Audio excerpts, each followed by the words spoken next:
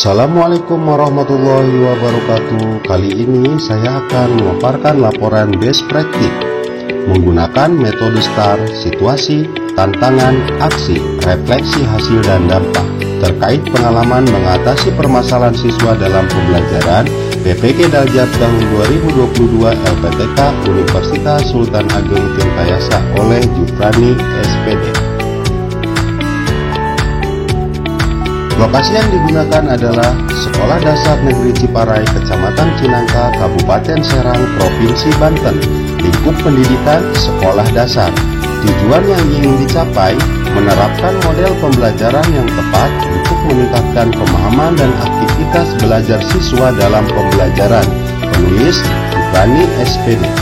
Tanggal PPL 1 27 dan 29 Agustus tahun 2022 dan PPL 2 tanggal 12 dan 13 September tahun 2022. Situasi, kondisi yang menjadi latar belakang masalah, mengapa praktik ini penting untuk dibagikan, apa yang menjadi peran dan tanggung jawab Anda dalam praktik ini.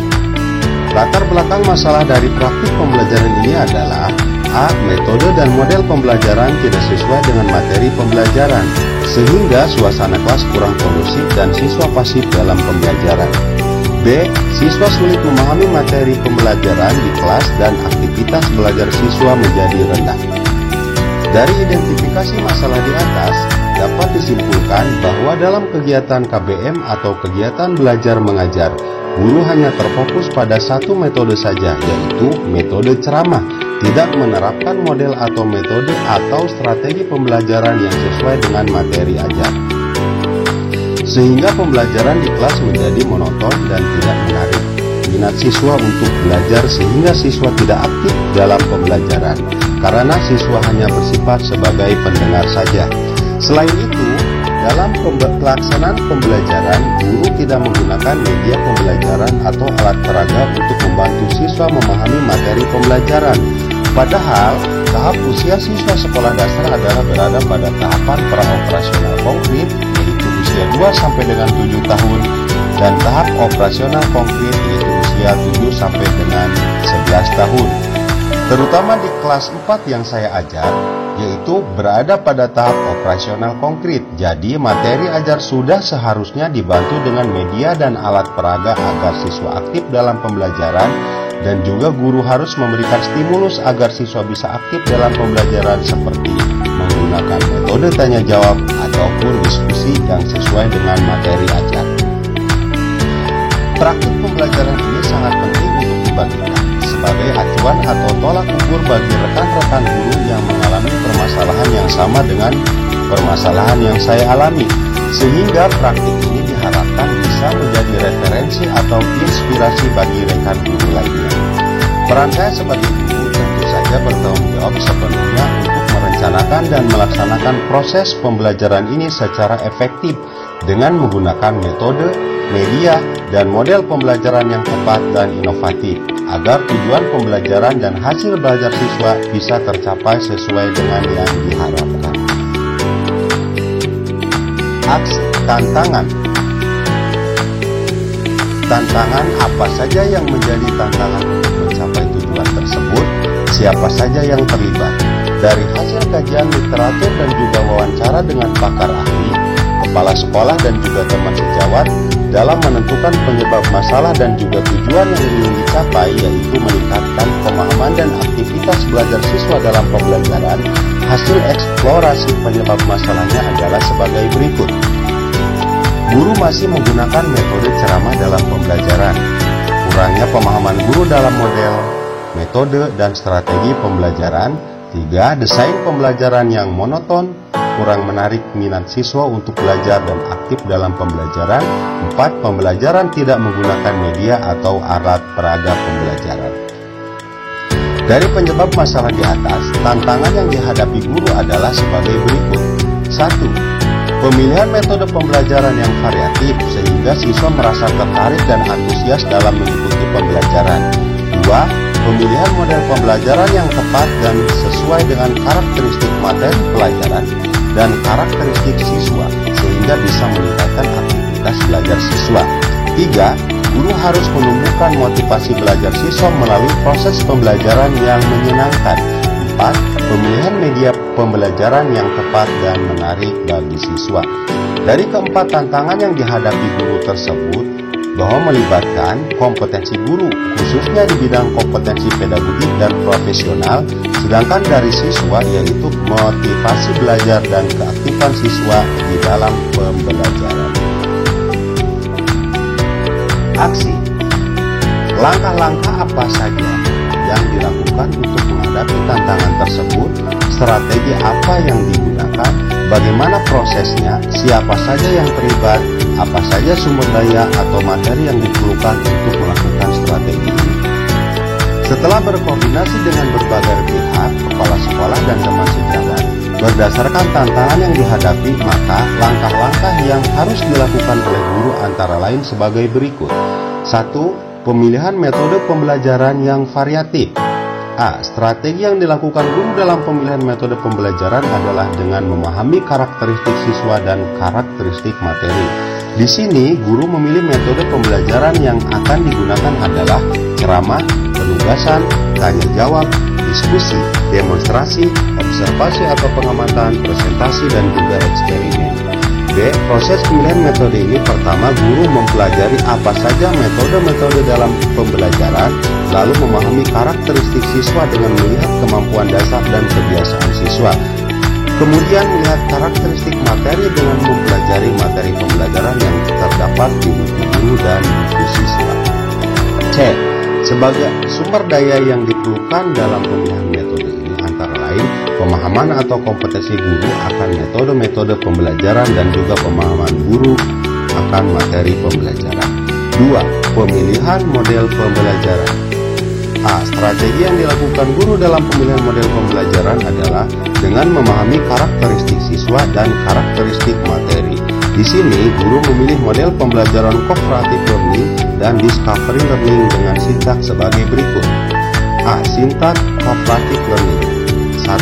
Present goals and set, menyampaikan tujuan dan mempersiapkan siswa. 2. Present information, menyajikan informasi. 3. Organize student into learning team, mengorganisir siswa ke dalam tim-tim belajar.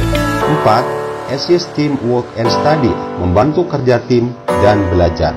5. Test on material atau mengevaluasi. 6. Provide recognition, memberikan pengakuan atau penghargaan. Sintaks discovery learning. 1. Stimulus. 2. Identifikasi masalah. 3. Pengumpulan data. 4. Pengolahan data. 5. Pembuktian. 6. Menarik kesimpulan. B. Sumber daya yang diperlukan dalam pemilihan model antara lain pemahaman atau kompetensi guru akan model pembelajaran yang digunakan dan juga pemahaman guru akan materi pembelajaran. Aksi yang ketiga, meningkatkan motivasi dan aktivitas belajar siswa.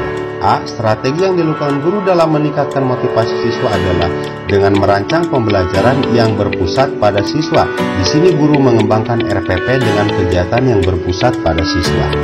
B. Proses pengembangan RPP yang berpusat pada siswa. Guru menentukan kegiatan-kegiatan apa saja yang akan dilakukan dalam pembelajaran, yang kegiatan-kegiatan itu berpusat pada siswa dan membuat siswa lebih aktif dalam proses pembelajaran. C. Sumber daya yang diperlukan dalam pemilihan metode ini antara lain pemahaman atau kompetensi guru akan pembuatan RPP dan juga kreativitas merancang kegiatan-kegiatan yang membuat siswa lebih aktif dalam pembelajaran. 4. Pemilihan media pembelajaran. A. Strategi yang dilakukan guru dalam pemilihan media pembelajaran adalah dengan memilih media pembelajaran yang dirasa tepat dan sesuai dengan materi pelajaran, juga sesuai dengan karakteristik siswa. Selain itu, guru juga bisa memilih media pembelajaran yang dikuasainya, baik dalam pembuatan dan juga pengoperasiannya. Di sini guru memilih media pembelajaran berbasis IT dan menerapkan TPACK dan juga alat peraga konkret yang ada di lingkungan sekitar siswa. B. Sumber daya yang diperlukan untuk membuat media pembelajaran ini antara lain pengetahuan guru berdasarkan materi pembelajaran dan juga alat peraga seperti komputer atau laptop dan juga jaringan internet dan juga alat peraga yang ada di dalam lingkungan sekitar siswa. Refleksi hasil dan dampak. Bagaimana dampak dari langkah-langkah yang dilakukan? Apakah hasilnya efektif atau tidak efektif? Mengapa? Bagaimana respon orang lain terkait dengan strategi yang dilakukan? Apa yang menjadi faktor keberhasilan atau ketidakberhasilan dari strategi yang dilakukan?